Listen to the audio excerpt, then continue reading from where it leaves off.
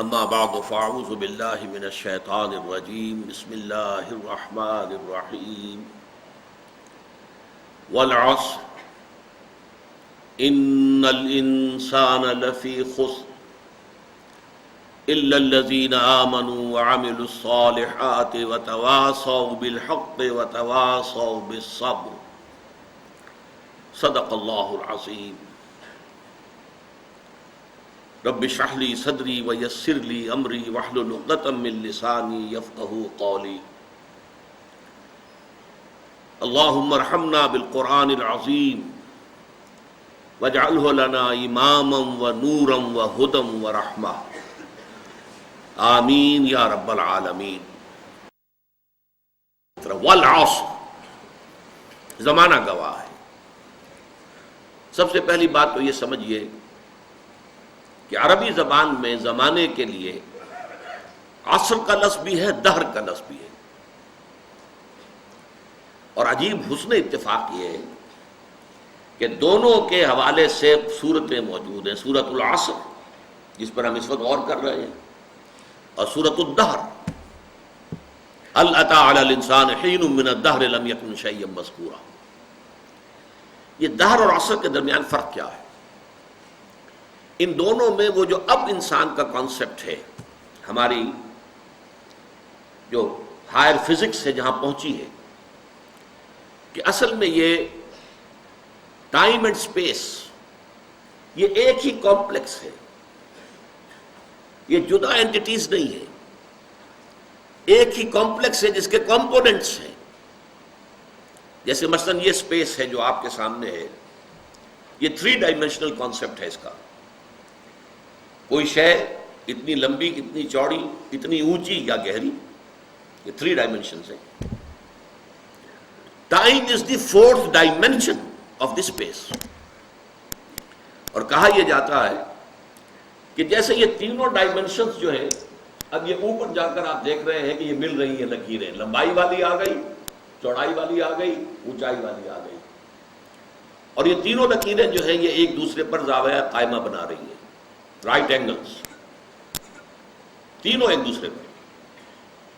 وہ کہتے ہیں کہ یہ جو ٹائم ایلیمنٹ ہے یہ بھی زاویہ قائمہ بناتا ہے ان تینوں کے ساتھ، اور ممکن نہیں ہے، یہ ہمارے کانسیپٹ میں ممکن ہی نہیں ہے۔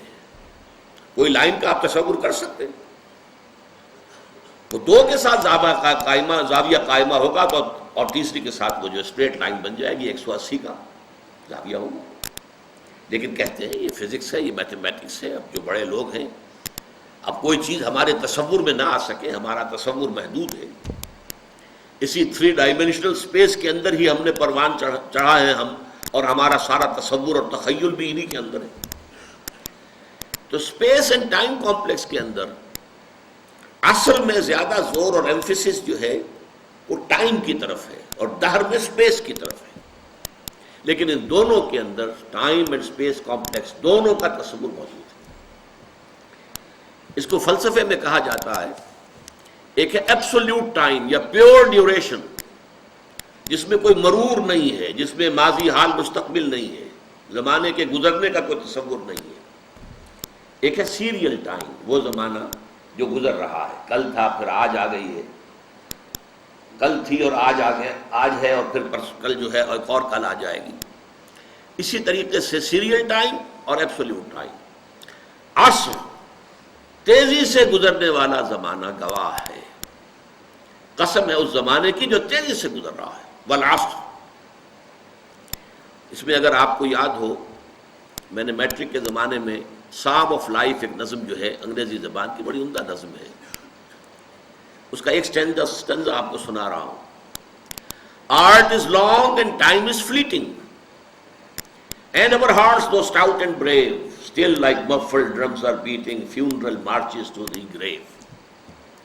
Art is long، فن ہو، علم ہو، یہ بہت طویل کام ہے، اس میں مہارت حاصل کرنا آسان کام نہیں ہے، اور وقت گزر رہا ہے تیزی کے ساتھ۔ ٹائم از فلیٹنگ، دوڑ رہا ہے، بھاگ رہا ہے۔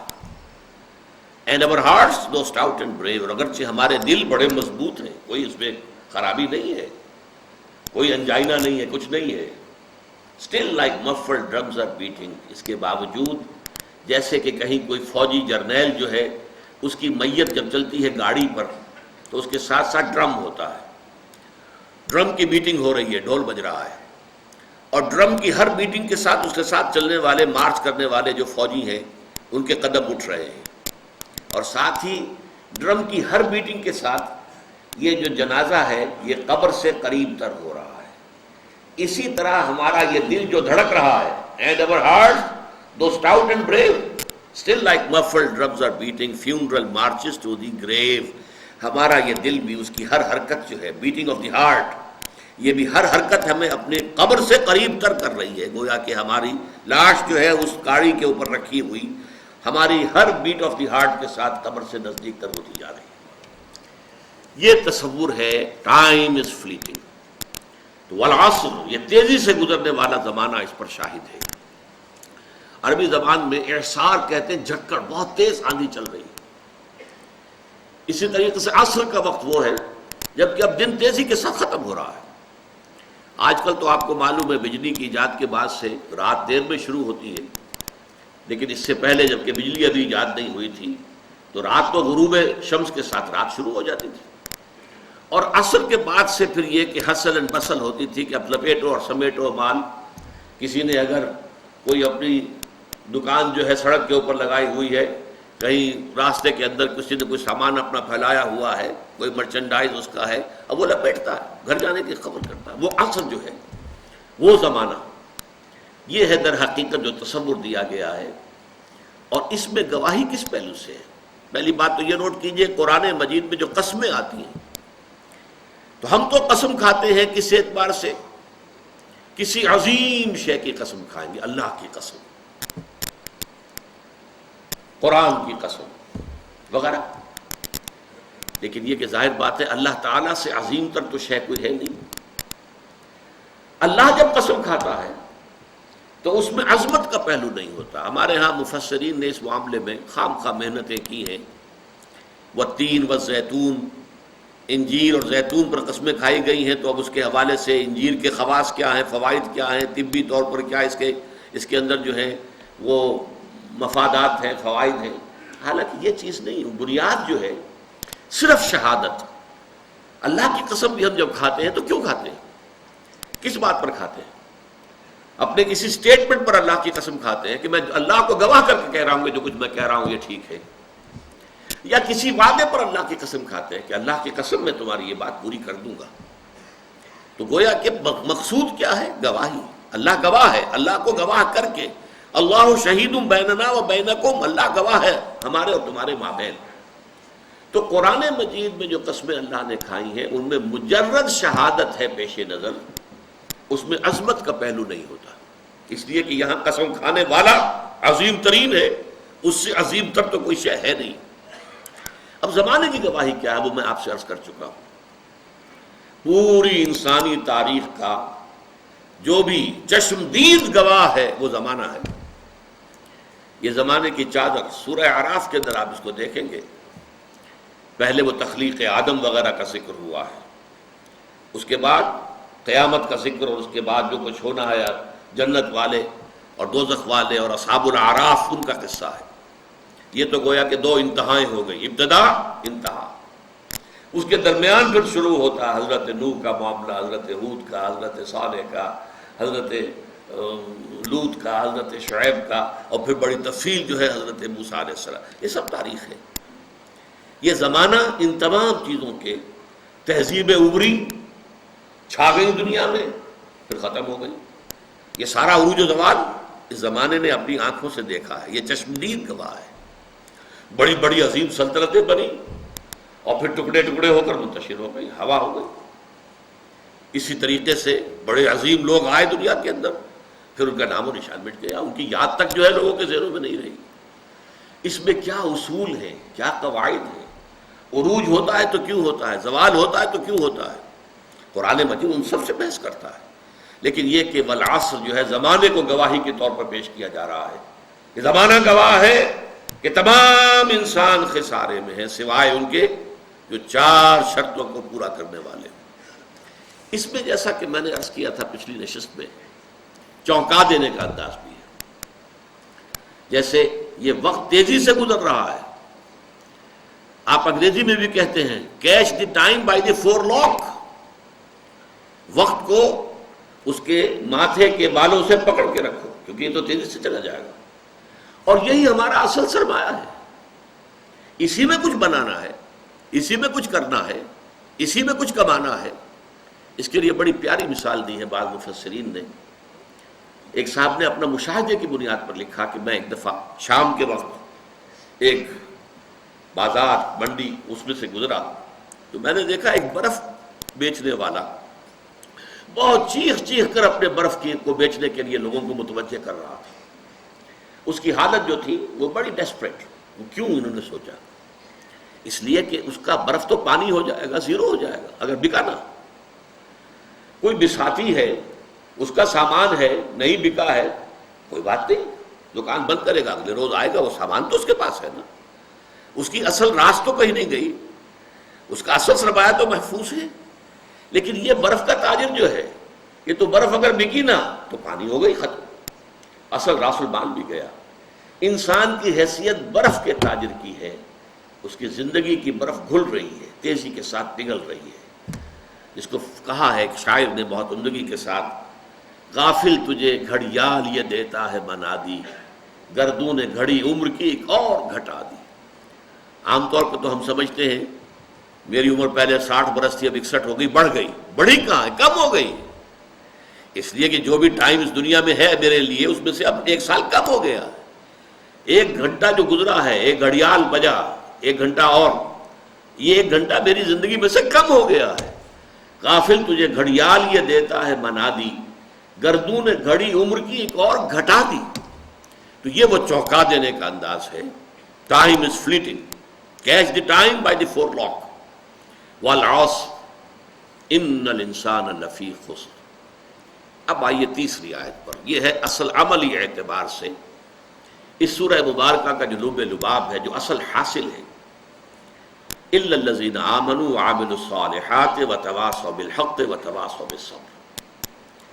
اس سے پہلے کہ ہم ان 4 چیزوں پر علیحدہ علیحدہ گفتگو کریں، پہلے اس جملے کو اپنی نگاہوں کے سامنے لکھ لیجئے، اپنے تخیل کے اندر. والعصر ان الانسان لفی خسر الا الذین آمنوا وعملوا الصالحات وتواصوا بالحق وتواصوا بالصبر. پہلا نتیجہ برآمد کیجئے، اس میں انسان کی کامیابی اور ناکامی کا ایک معیار ہمارے سامنے رکھا گیا. اگر یہ 4 چیزیں ہیں تو انسان کامیاب ہے. چاہے مفلس ہو، علاش ہو، دنیا میں اس کو کوئی جاننے والا نہ ہو، کوئی پہچانتا نہ ہو، اگر یہ 4 چیزیں ہیں تو وہ کامیاب ہے. اور اگر یہ چیزیں نہیں ہیں تو چاہے بادشاہ ہو، لکھپتی ہو، کروڑ پتی ہو، چاہے بہت زبردست اونچے محل میں حویلیوں میں رہتا ہو، کچھ بھی ہو، وہ ناکام ہے. کامیابی اور ناکامی، ذالک یوم التغابن، آگے چل کر جب سورہ تغابن ہم پڑھیں گے تو یہ نقطہ کھل کر تفصیل سے آئے گا. قرآن مجید کی یہ صورت ہمارے سامنے معیار رکھ رہی ہے. کامیابی کا معیار کیا ہے، ناکامی کا معیار کیا ہے. دیکھیے ہر انسان، کچھ لوگ تو ہوتے ہیں بہت ہی ڈھیلے ڈھالے قسم کے، جن کی زندگی میں کوئی خاص امنگ، کوئی ولولہ نہیں ہوتا، کوئی حال، کوئی مقصد نہیں، کچھ نہیں. گویا کہ وہ خود زندہ نہیں ہوتے بلکہ زندگی انہیں گزار رہی ہوتی ہے. لیکن اکثر لوگ جو آپ کو ملیں گے، کوئی نہ کوئی امبیشنز ہیں، کوئی مقاصد ہیں، کوئی نہ کوئی نام سامنے جو ہے. کوئی طالب علم ہے، ان سے جا کے پوچھئے، کوئی کہے گا میں ڈاکٹر بننا چاہتا ہوں، میں انجینئر بننا چاہتا ہوں، میں کمپیوٹر کی تعلیم حاصل کرنا چاہتا ہوں، میں کوئی بڑا وکیل بننا چاہتا ہوں. ہر شخص کے سامنے کامیابی کا کوئی نہ کوئی معیار ہے. وَلِكُلٍّ وِجْهَةٌ هُوَ مُوَلِّيهَا. ہر ایک نے اپنے لیے ایک ہدف معین کیا ہوا ہے اور اسی کی طرف رخ کیے ہوئے بھاگ دوڑ کر رہا ہے. ہمارے ذہنوں میں کامیابی کے معیارات ہیں. زیادہ دولت ہو جائے کامیابی ہے. ہم عام طور پر یہ نہیں سوچتے یہ دولت حرام سے آئی ہے یا حلال سے آئی ہے. بہت اونچا محل دیکھا، محسوس ہوا یہ لوگ تو، یہ شخص جو اس میں رہ رہا ہے بہت، جیسے کہ قارون جب نکلا تھا اپنے پورے شان و شوکت کے ساتھ تو اس کی قوم کے لوگوں نے کہا تھا کہ یہ تو بڑا خوش نصیب انسان ہے، حظ عظیم والا ہے، لیکن جب پھر وہ دھسا دیا گیا زمین میں تو انہوں نے کہا کہ ہاں اللہ تعالیٰ کا بڑا فضل ہم پر ہوا کہ ہم قارون کے مانند نہیں تھے، ورنہ ہمیں بھی دھسا دیا گیا ہوتا۔ لیکن یہ تو بات کی بات ہے نا، جب قارون کو دیکھا تھا شان و شوکت کے ساتھ نکلا ہے لوگوں میں، اس وقت تو یہ کہ اعصاب تھر تھرا جاتے ہیں لوگوں کے۔ کوئی بڑی لمبی سی چمکیلی سی بھڑکیلی سی کار آپ کے قریب سے گزرے تو ایک دفعہ تو اعصاب کے اندر ارتعاش ہوتا ہے، ہم متاثر ہوتے ہیں، اپنے ماحول سے متاثر ہوتے ہیں، اور اس میں پھر یہ کہ ہمارے جو تصورات ہیں کامیابی اور ناکامی کے، اگرچہ اول تو ہے ہی نہیں ہمارے سامنے یہ تصور کامیابی کیا ہے ناکامی کیا ہے، لیکن اگر ہو بھی تو ڈاواں ڈول ہو جاتے ہیں، ہم متاثر ہو جاتے ہیں، اس ماحول کا اثر لیتے ہیں، قبول کرتے ہیں، ہمارے اپنے اس ہدف کے ہوتے ہیں۔ تو پہلی بات تو یہ کہ کامیابی ان چار چیزوں کے حوالے سے ہے، یہ ہے تو چاہے کوئی غریب ہے۔ حضور نے فرمایا کچھ لوگ ایسے بھی ہوتے ہیں جو کسی محفل میں بار نہیں پا سکتے، کہیں وہ سفارش نہیں کر سکتے، ان کی یہ حیثیت ہی نہیں کہ کہیں جا کر سفارش کریں، کوئی انہیں رشتہ دینے کو تیار نہیں ہوتا، غریب ہے، مفلس ہے، خلاش ہے، کوئی حیثیت نہیں ہے، لیکن اللہ کی نگاہوں میں ان کا مقام وہ ہے کہ اگر وہ کہیں بھولے سے بھی کوئی قسم کھا بیٹھے تو اللہ تعالیٰ ان کے قسم کی لاج رکھے گا۔ مفلس ہونا، خلاش ہونا، گمنام ہونا، اس میں کوئی حرج نہیں، اگر ایمان ہے، عمل صالح ہے، تواصی بالحق ہے، تواصی بالصبر ہے، اگر یہ چیزیں ہیں تو ظاہر بات ہے کہ پھر انسان کی کامیابی ہے۔ کتنے ہی صحابہ تھے حضور کے جنہیں فقراء کہا جاتا ہے، جو اصحاب صفہ تھے، خاص طور پر کھانے پینے کے لیے کچھ نہیں، کسی وقت کوئی صدقہ کو آ گیا، کچھ مال کہیں کسی نے بھیج دیا انصاری نے تو کچھ کھا لیا، ورنہ نہیں، پڑے ہیں در پر۔ حضور کی صحبت اور علم یہی وجہ ہے، حضرت ابو ہریرہ اصحاب صفہ میں سے تھے نا، حالانکہ سن 7 ہجری میں ایمان لائے ہیں، گویا کہ حضور کے ساتھ ان کی رفاقت جو ہے زیادہ سے زیادہ 3 برس کی بنتی ہے، 4 برس کی بنتی ہے، اس سے زیادہ نہیں، لیکن سب سے زیادہ کثیر تعداد میں احادیث انہی سے مروی ہے۔ 24 گھنٹے بھی وہی پڑے، نہ کوئی کاروبار ہے، نہ کوئی دھندا ہے، نہ کوئی دکان ہے، نہ کوئی اور محنت مزدوری ہے، اور وہ فرماتے ہیں خود کہ بسا اوقات ایسا ہوتا تھا کہ کئی وقت کے فاقے کی وجہ سے مجھ پہ بے ہوشی طاری ہو جاتی تھی، تو لوگ آتے تھے اور میری گردن پر اپنا پاؤں رکھتے تھے، وہ سمجھتے تھے کہ اسے مرگی کا دورہ پڑا ہے، حالانکہ مجھے بے ہوشی ہوتی تھی فاقے کی وجہ سے، یہ کیفیت تھی۔ لیکن کیا وہ ناکام تھے؟ نہیں۔ کامیابی اور ناکامی کا، فرعون وہ کامیاب نہیں تھا، ناکام تھا، نمرود کامیاب نہیں تھا، ناکام تھا، قارون کامیاب نہیں تھا، ناکام تھا۔ گویا کہ کامیابی کا معاملہ دولت سے، جائیداد سے، دنیاوی وجاہت سے، دنیاوی اقتدار سے، کسی شے سے متعلق نہیں ہے۔ کامیابی کا تعلق اگر ہے تو وہ ایمان اور عمل صالح اور تواصی بالحق اور تواصی بالصبر سے۔ دوسرا نتیجہ نکالیے، اس سورہ مبارکہ میں کامیابی کی جو کم سے کم شرائط ہیں وہ بیان ہو رہی ہیں۔ نوٹ کیجئے، اگر انداز یہ ہوتا زمانہ گواہ ہے وہ لوگ بہت اونچے مراتب حاصل کر لیں گے جنہوں نے یہ شرطیں پوری کر دیں، ٹھیک، تو ایک امکان تھا کہ اگر یہ ساری شرطیں پوری نہ ہوں تب بھی کم تر درجے کی کامیابی تو حاصل ہو سکتی ہے، بہت اونچے مراتب نہ صحیح، نچلے درجے کے مراتب تک تو رسائی کا امکان ہے۔ یہ انداز نہیں ہے یہاں انداز کیا ہے؟ وَالْعَصْرِ إِنَّ الْإِنسَانَ لَفِي خُسْرٍ إِلَّا الَّذِينَ آمَنُوا وَعَمِلُوا الصَّالِحَاتِ وَتَوَاصَوْا بِالْحَقِّ وَتَوَاصَوْا بِالصَّبْرِ۔ زمانہ گواہ ہے اور زمانے کی قسم ہے، تمام انسان تباہ ہوں گے، برباد ہوں گے، سوائے ان کے جو یہ 4 شرطیں پوری کریں۔ یہ گویا کہ پاس مارکس ہیں، یہ فرسٹ ڈویژن سیکنڈ ڈویژن کی بات نہیں ہو رہی ہے، یہ ڈسٹنکشن کی بات نہیں ہو رہی ہے، بلکہ یہ در حقیقت بنیادی طور پر کامیابی کے لوازم ہیں، کامیابی کے لوازم ہیں، کامیابی کے لوازم ہیں، ورنہ ناکامی ہے، خسارہ ہے۔ استثناء جو ہے وہ اس کو واضح کر رہا ہے۔ تیسری بات اور بڑی اہم ہے، جب اللہ تعالیٰ کامیابی کو 4 شرطوں کے ساتھ مشروط قرار دے رہا ہے تو ظاہر بات ہے یہ چاروں لازم ہیں، ان میں سے کسی کو بھی کم کر دینے کا آپ کو اختیار نہیں۔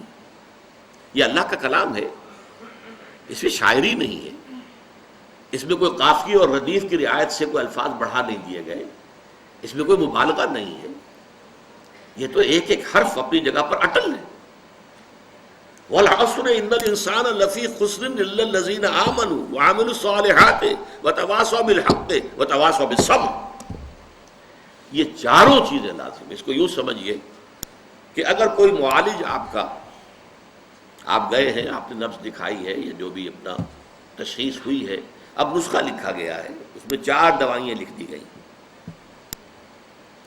آپ نے اس میں سے اپنی مرضی سے 3 ختم کر دی یا 2 ختم کر دی یا 1 بھی ختم کر دی فرض کیجئے، تو اب یہ نسخہ اس ڈاکٹر کا نہیں رہا، یہ اب آپ کا نسخہ ہے۔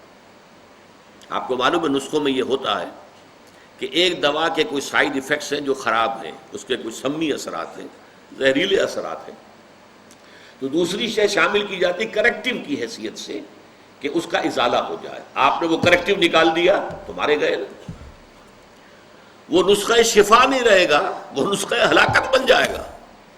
آپ اس میں سے کسی بھی شے کو ساقط کرنے کا حق نہیں رکھتے، بلکہ اس کے اندر تباہی اور بربادی آ جائے۔ یہ بات کیوں میں اس ایمفیسس کے ساتھ کہہ رہا ہوں؟ آپ اگر جائزہ لیں گے تو معلوم ہوگا کہ ہماری عظیم اکثریت محض ایمان کی بنیاد پر کامیابی اور نجات اور فوز و فلاح کی 100% امیدوار بن کر بیٹھی ہوئی ہے، اور ایمان بھی صرف زبانی کلامی ایمان، اور اگر عمل صالح کو تھوڑا بہت ہو گیا، نماز روزہ ہو گیا تو کیا کہنے صاحب، اس کے بعد تو ظاہر بات ہے کہ کوئی سوال ہی پیدا نہیں ہوتا کہ ہمارا کئی معاملہ جو ہے ناکامی کا ہو جائے۔ تواصی بالحق اور تواصی بالصبر تک تو کسی کے پہنچنے کا سوال ہی نہیں، ہمارے ذہنوں سے خارج ہے۔ یہ بھلائی کی تبلیغ کرنا یہ مولویوں کا کام ہے، ہمارا کام تو نہیں، یہ ہمارے تصورات ہیں۔ ان تصورات کو توڑ پھوڑ کر صحیح دینی تصور کو واضح کرنے کے لیے سورۃ العصر جو ہے اس پر غور و فکر اور تدبر۔ یاد کیجئے جو میں نے پچھلی نشست میں آپ کو اقوال سنائے تھے امام شافعی کے، لو تدبر الناس هذه السورۃ لوسعتهم، اگر لوگ صرف اس ایک سورت کے اوپر تدبر کریں تو یہ ان کے لیے کافی ہو جائے گی۔ لو لم ينزل من القرآن سواها لكفت الناس، اگر قرآن میں سوائے اس ایک سورت کے اور کچھ نازل نہ ہوتا تو یہ بھی انسانوں کے لیے کافی تھی۔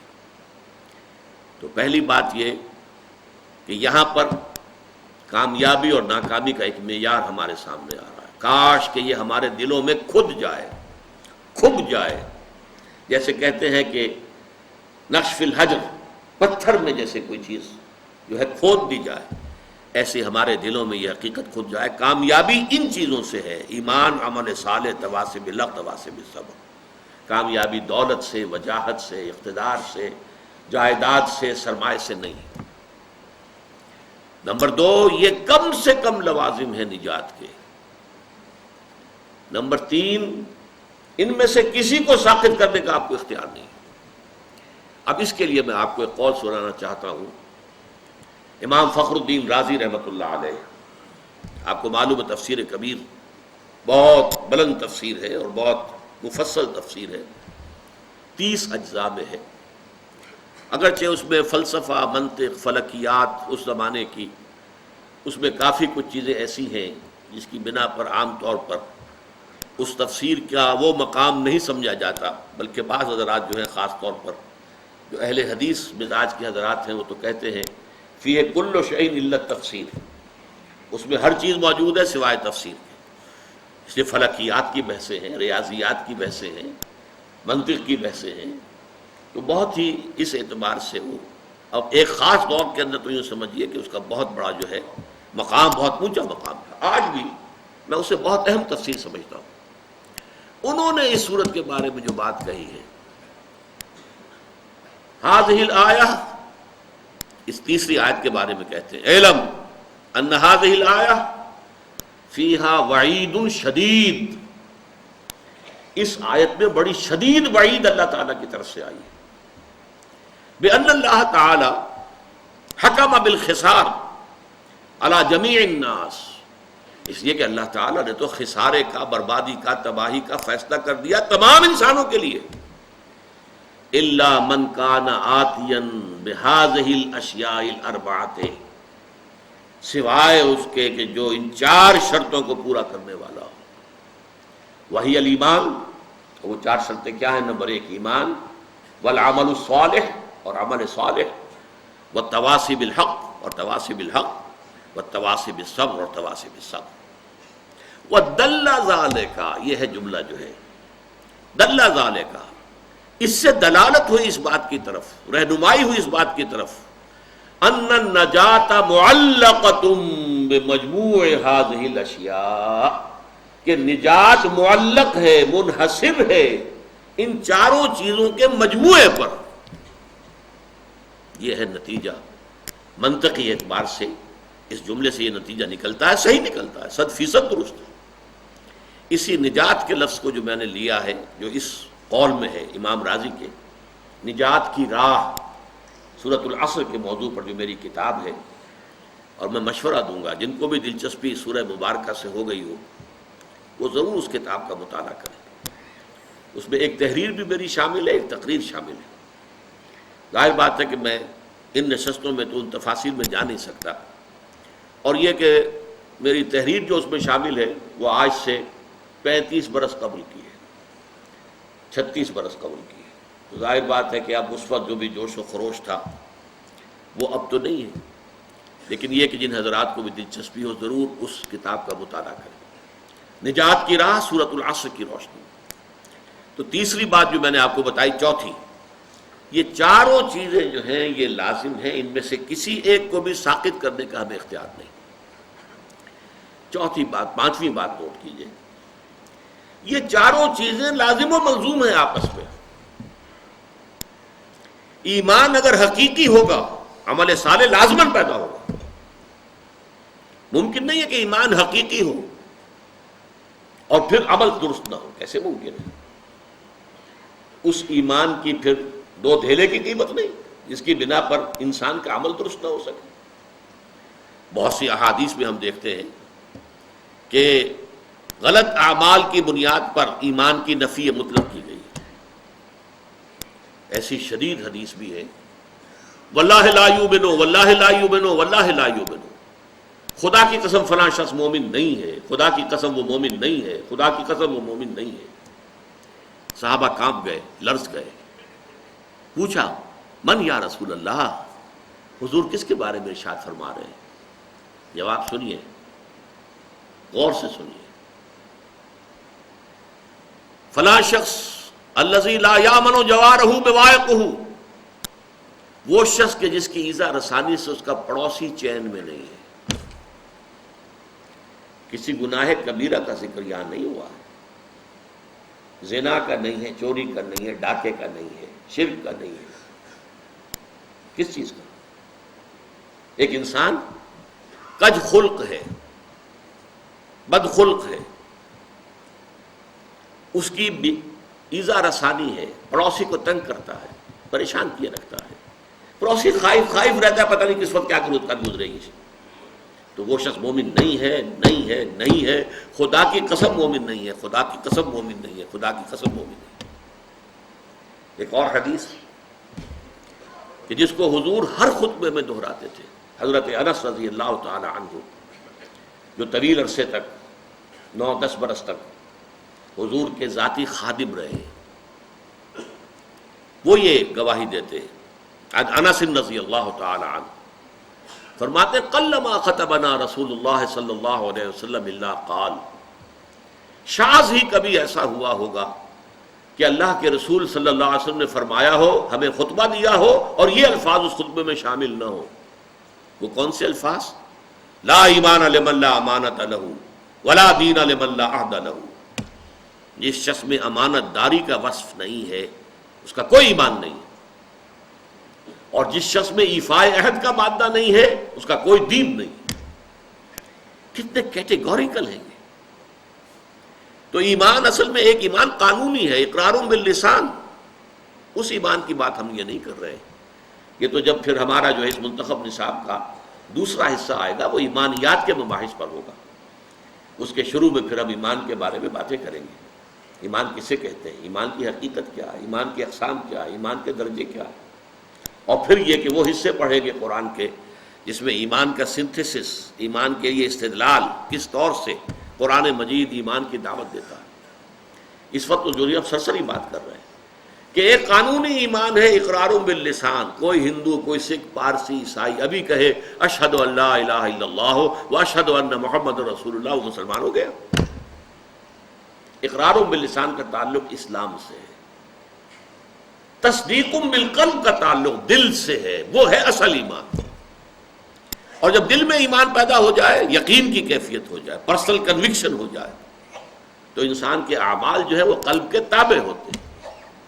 حضور نے فرمایا الا فی الجسد مضغۃ اذا صلح صلح الجسد كلہ واذا فسدت فسد الجسد كلہ الا وہی القلب.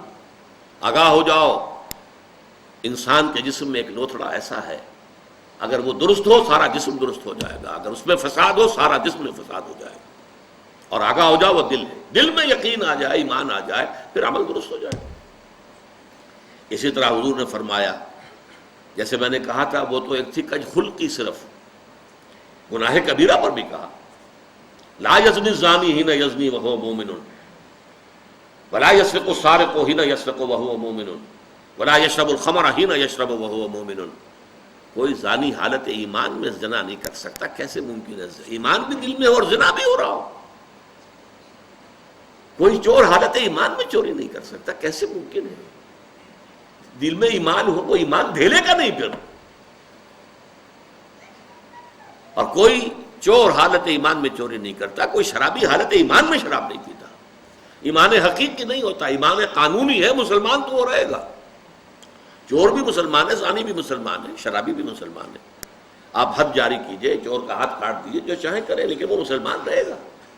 قانونی اسلام اور ہے، قانونی ایمان ایک حقیقی ایمان ہے جو دل کے اندر راسخ اور جاذب ہو جائے. اگر وہ ہوگا تو عمل درست ہو جائے گا. اب نوٹ کیجئے عمل کے لیے لفظ جو آیا ہے، جیسے میں نے عرض کیا دہر اور عصر، عربی زبان کا ایک لفظ ہے فعل، ایک ہے عمل. انسان سے جو بھی حرکت سرزد ہو رہی ہو، خواہ وہ بالارادہ ہو، غیر ارادی طور پر ہو، خواہ وہ بڑی سہولت سے ہو جاتی ہو، خواہ اس میں مشقت آتی ہو، تکلیف جھیلنی پڑے، وہ فعل ہے. لیکن عمل کہتے ہیں مشقت طلب کام کو، محنت طلب بالارادہ عمل. اس لیے عاملۃ ناصبہ سورۃ الغاشیہ میں آیا ہے وجوہ یومئذ خاشعۃ عاملۃ ناصبہ. تھکے ہوئے ہوں گے، مشقت زدہ ہوں گے چہرے، جیسے کوئی آدمی تھک ہار کر کھڑا ہو، ایسے کھڑے ہوں گے قیامت کے دن. تو عاملہ وہ ہے کہ جو تھکا ہوا ہو، تھکا ماندہ انسان. تو عمل وہ کام ہے جو مشقت طلب ہو، محنت طلب ہو، ارادے کے ساتھ کیا جائے، آپ کا فری چوائس ہو اس کے اندر. صالحات نیکیاں. اب اس لفظ کو بھی حقیقت کو سمجھیے. صالح کس کو کہتے ہیں؟ جس میں صلاحیت ہو. صلاحیت کا لفظ اسی سے ہے نا، من صلح، جس میں صلاحیت ہے. صلاحیت ہے تو اس کو پروان چڑھا سکتے ہیں. اعمال صالحہ وہ ہیں جو انسانی شخصیت کے اندر ترفع پیدا کرتے ہیں، انسانی شخصیت کے اندر ترقی پیدا کرتے ہیں، اس کی روحانی اخلاقی ترفع، اس کی بلندی. وہ افعال، وہ اعمال، وہ بالارادہ کیے جانے والے عمل، وہ تھکا دینے والی مشقت جس سے انسان روحانی طور پر بلندی حاصل کرے، اخلاقی اعتبار سے ترفع حاصل کرے، وہ اس مقام کو حاصل کرنے جس مقام پر اللہ نے اسے پیدا کیا. لقد خلقنا الانسان فی احسن تقویم. انسان کو تو ہم نے بہترین ساخت پر پیدا کیا تھا، بہت اونچے مقام پر پیدا کیا تھا، مسجود ملائک بنایا تھا، تمام فرشتوں کو اس کے سامنے جھکا دیا تھا. فسجد الملائکۃ کلہم اجمعون، لیکن پھر وہ گرتا ہے، ثم رددناہ اسفل سافلین، وہ پھر نچلوں میں سب سے نیچے، الا الذین آمنوا وعملوا الصالحات۔ اس پستی سے ابھرنے کے لیے پہاڑ سے آپ کو نیچے گرا دیا گیا، پہاڑ پر چڑھنے کے لیے آپ کو مشقت کرنی ہوگی، چڑھنا ہوگا۔ وہ چڑھائی ہے ایمان اور عمل صالح کی چڑھائی، تاکہ آپ اپنے اس اصل مقام کو حاصل کر لیں جس پر اللہ نے آپ کو پیدا کیا ہے۔ حیوانیت کی سطح میں اگر گر گئے تھے تو اس حیوانیت کی سطح سے ابھر کر دوبارہ انسانی مقام کے اوپر آنا، شرف انسانیت کو دوبارہ حاصل کرنا، یہ ہے وہ محنت، یہ ہے وہ مشقت۔ اس کے لیے اللہ تعالیٰ نے ہمیں ہدایات دی ہیں، وہ کون سے اعمال ہیں، وہ کون سے افعال ہیں، کیا کرنے سے تمہاری شخصیت جو ہے وہ نشو و نما پائے گی، تمہاری سیرت میں نکھار پیدا ہوگا، تمہیں روحانی طور پر ترفع حاصل ہوگا، وہ ہے عامل الصالحات وتواصوا بالحق۔ اب یہاں عرض کر دوں میں، تواصو باب تفاعل ہے، تفاعل کے اندر دو چیزیں پیدا ہو جاتی ہیں اس باب میں، ایک تو باہم مل جل کر کوئی کام کرنا، اور نمبر دو اس میں مبالغہ، بہت شدت سے پوری طاقت سے کسی کام کو کرنا۔ حق کسے کہتے ہیں؟ حق کے چار معنی عربی زبان میں، جو شے فی الوقت فی الواقع موجود ہو وہ حق ہے، اور جو نظر تو آئے لیکن نہ ہو وہ باطل ہے۔ سراب ہے، نظر آ رہا ہے پانی ہے نہیں، وہ باطل ہے۔ حق وہ ہے جو موجود ہو، اور وہ شے کہ جو نظر آئے اور ہو نہ، وہ باطل ہے۔ حق ہر وہ شے ہے جو اخلاقاً ثابت ہو، یہ والدین کے حقوق ہیں، یہ پڑوسی کے حقوق اخلاقاً۔ حق ہر وہ شے ہے جو عقلاً مسلم ہو، عقل اس کا تقاضا کر رہی ہے، لازماً اس کو ہونا چاہیے۔ حق ہر وہ شے ہے جو نتیجہ خیز ہو، باطل وہ شے ہے جس کا کوئی نتیجہ نہیں، کچھ حاصل نہیں۔ یہ چار معنی میں حق لیجئے تو کس قدر وسعت ہو جائے گی تواصی کی۔ اور باہم ایک دوسرے کو کرنے کا مطلب کیا ہے؟ ایک اجتماعی زندگی وجود میں آنی چاہیے۔ یہ ایمان اور عمل والے جو ہیں اب مل جل کر ایک اجتماعیت وجود میں لائیں۔ یہ اجتماعیت ایک دوسرے کو سہارا دیتے ہوئے آگے بڑھے گی، ایک دوسرے کو حق کی وصیت کریں گے۔ کسی کا پاؤں پھسلنے لگے گا تو پھر سہارا دے کر اٹھائیں گے، اسے ساتھ لے کر چلیں گے۔ وتواصوا بالحق، اور حق اب میں عرض کر دوں، چھوٹے سے چھوٹا حق بھی ہے اور بڑے سے بڑا حق بھی ہے۔ دو چیزیں میں بیان کر دیتا ہوں۔ کسی نے کسی کے 100 روپے 200 روپے دینے ہیں، وہ نہیں دے رہا ہے، اس سے جا کر کہنا بھائی آپ اس کے پیسے دے دیجیے، ادا کر دیجیے، یہ بھی تواصی بالحق ہے۔ بچے گلی میں کھیل رہے ہیں، اندیشہ ہے کسی گاڑی کا جو ہے شیشہ پھوڑیں گے، کیا کریں گے؟ اگر آپ ذرا ان سے کہیں یہ بھی تواصی بالحق ہے کہ بیٹے یہ کھیلنے کا میدان نہیں ہے، آپ جا کر کہیں میدان میں کھیلیں، تواصی بالحق ہے۔ اور سب سے بڑا حق، یہ زمین اللہ کی ہے، یہاں اللہ کا حکم چلنا چاہیے، یہاں سے وہاں تک تواصی بالحق ہے۔ یہ چھوٹا حق بھی ہے، بڑا حق بھی ہے، گویا کہ اس میں ساری منزلیں آ گئی۔ اب ایک تو جماعتی زندگی، مل جل کر ایک کام کرنا، اس لیے کہ یہ کام آسان نہیں ہے۔ اس کام کے لیے جیسا کہ اگلا مرحلہ آئے گا، وہ تواصی بالصبر، بڑے صبر کی ضرورت بھی ہوگی، مشقتیں بھی جھیلنی ہوں گی، تکلیفیں برداشت کرنی ہوں گی، پرسیکیوشن برداشت کرنی ہوگی۔ لیکن یہ چھوٹے سے چھوٹے حق سے لے کر بڑے سے بڑے حق تک، جب انسان حق کا علم بردار بنتا ہے، اسی لیے میں نے عرض کیا تھا کہ قرآن مجید کے مضامین میں سے دعوت اللہ، دعوت الی سبیل اللہ، ادع الی سبیل ربک بالحکمۃ والموعظۃ الحسنۃ وجادل باللتی احسن، شہادت علی الناس، نہی عن المنکر، امر بالمعروف، دعوت الی الخیر، جہاد فی سبیل اللہ۔ اللہ کی زمین ہے، اللہ کا قانون نافذ ہونا چاہیے، اللہ کا نظام قائم ہونا چاہیے۔ اس کے لیے جد و جہد، اس کے لیے محنت، اس کے لیے مشقت، اس کے لیے بھاگ دوڑ، اس کے لیے اپنا وقت، اپنی صلاحیت، اپنے مالی وسائل کو صرف کرنا، یہ سب اس میں آ گئے، تواصی بالحق۔ اس لیے کہ چھوٹے سے لے کر اور بڑے سے بڑے حق تک جب آپ چھوٹے معاملے کے اندر حق کا ساتھ دیں گے تو بڑے میں بھی اللہ تعالیٰ توفیق دے گا کہ آپ اس کے علمبردار بن کر کھڑے ہو جائیں. یا ایھا الذین آمنوا کونوا قوامین بالقسط شہداء للہ، اہل ایمان عدل و انصاف کے علمبردار بن کر کھڑے ہو جاؤ اللہ کی گواہی دینے کے لیے. اور یا ایھا الذین آمنوا کونوا قوامین للہ شہداء بالحق، اے ایمان والو کھڑے ہو جاؤ پوری طاقت کے ساتھ اللہ کے لیے اور حق کے گواہ بن کر. یہ سارا معاملہ جو ہے یہ تواصی بالحق میں ہے. اس کے بعد آخری مرحلہ تواصی بالصبر. اس لیے کہ یہ تواصی بالحق جو ہے، الحق مر، حق جو ہے کڑوا ہوتا ہے. آپ بچوں سے بھی کہیں گے کہ بیٹے یہاں نہ کھیلو تو ہو سکتا ہے کہ وہ گستاخی کریں. آپ اپنا راستہ لیں جی، آپ کون ہوتے ہیں؟ کسی سے کہیں گے بھائی تم نے اس کے 200 روپے دینے کیوں نہیں دیتے، دے دو. بھائی تم کون ہوتے ہو ہمارے معاملے میں آنے والے؟ ریزنٹمنٹ ہوگی، اس سے جوابی کارروائی ہوگا. اور یہ تو چھوٹے حقوق کی بات میں کر رہا ہوں، ذرا بڑے حق کی بات کر کے دیکھیے. جو وقت کے شداد ہیں، فرائض ہیں، نماردہ ہیں، ظاہر بات ہے کہ وہ کبھی برداشت کریں گے کہ حق کا بول بالا ہو، اللہ کا دین قائم ہو جائے، ہماری بادشاہتیں ختم ہو جائیں. کوئی فرعون چاہے گا، کوئی نمرود چاہے گا؟ یہ کبھی نہیں ہوگا. اسی لیے تیسرا سبق ہوگا انشاءاللہ اس منتخب نصاب کا، سورہ لقمان کا دوسرا رکوع. حضرت لقمان کی نصیحتوں میں کیا تھا اپنے بیٹے کو؟ ایک بڑی جامع نصیحت کیا تھی؟ یا بنی اقم الصلاۃ وامر بالمعروف وانھ عن المنکر واصبر علی ما اصابک. اے میرے بچے نماز کو قائم رکھیو اور دیکھیو نیکی کا حکم دیجو، بدی سے روکیو، اور پھر جو تجھ پر بیتے اس پر صبر کیجو. بدی سے روکنے کے بعد یقیناً تمہیں ریزنٹمنٹ کا سامنا کرنا پڑے گا. ریزنٹمنٹ پرسیکیوشن تک بھی آ سکتی ہے. کیا لڑائی تھی؟ کیوں مارا جا رہا تھا حضرت بلال کو؟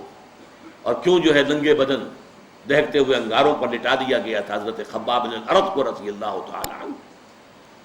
آخر یہی تو تواصی بالحق، اللہ کا دین، حق کی دعوت، حق کی طرف لوگوں کو بلانا. آخری بات وتواصوا بالصبر، جو میں نے عرض کیا، ایک اجتماعی زندگی میں ایک دوسرے کا ہاتھ پکڑ کر. آپ کو معلوم ہے کہ اگر سیلاب کا ریلا زوردار آ رہا ہو، اکیلے اکیلے کھڑے رہیں گے تو بہہ جائیں گے، لیکن 10-15 آدمی ہاتھ میں ہاتھ ڈال کر کھڑے ہو جائیں گے تو سیلاب کا ریلا انہیں بہا نہیں سکے گا. جب اجتماعی زندگی کے اندر پھر صبر کی ایک دوسرے کو نصیحت اور وصیت.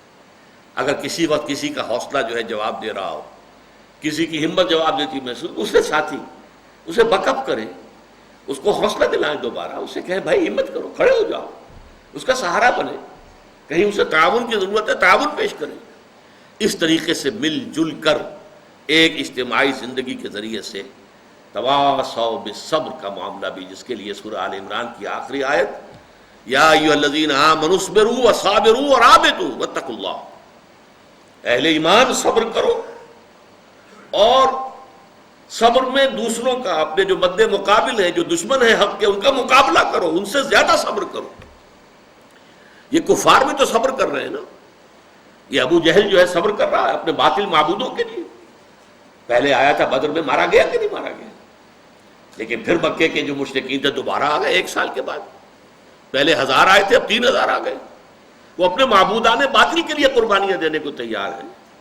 تمہیں ان سے بڑھ کر قربانی دینی چاہیے، تمہیں ان سے بڑھ کر صبر کرنا چاہیے. یہ ہے صبر. یہ ہے 4 آیتیں. اس میں اگرچہ بعض نکات اب بھی تشنہ رہ گئے ہیں، لیکن بحیثیت مجموعی، جسے اصطلاحاً کہا جاتا ہے تذکیر بالقرآن، ایک ہے تدبر قرآن، گہرائیوں میں اترنا. ایمان کے لفظی معنی پر بحث ہو، ایمان کے عمل صالح اس کے مختلف پہلو، تواصی بالحق اس کے مختلف پہلو، ان میں آپس میں ربط کیا ہے، کیوں لازم و ملزوم ہے. اس حوالے سے کچھ چیزیں ہو سکتا ہے کہ میں اگلی نشست میں ابھی ان کی بھی تلافی کروں. باقی یہ کہ اللہ کے فضل و کرم سے جیسا بھی ہو سکا ہے، آج میں نے اس کا بحیثیت مجموعی، اس کا جو ایک لب لباب ہے وہ آپ کے سامنے بیان کر دیا ہے. اقول قولی ھذا واستغفر اللہ لی ولکم ولسائر المسلمین والمسلمات.